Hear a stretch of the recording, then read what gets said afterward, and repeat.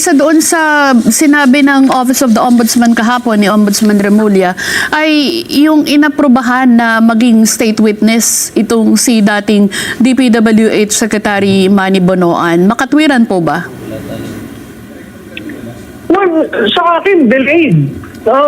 Delayed na yun eh. Kasi, biro mo, may isang namatay na undersecretary at hindi mo naman pwedeng sabihin na wala kang alam dito sa nangyari dahil ahensya mo yan.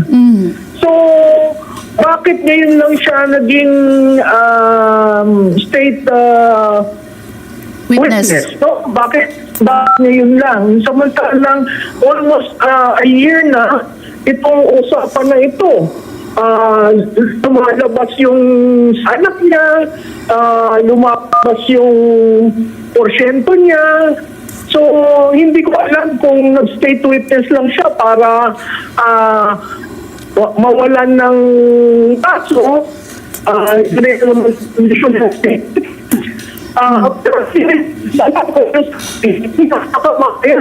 Ang mangyari niyan, itin lang ang ilang mga critics ng administration para sila maikulong.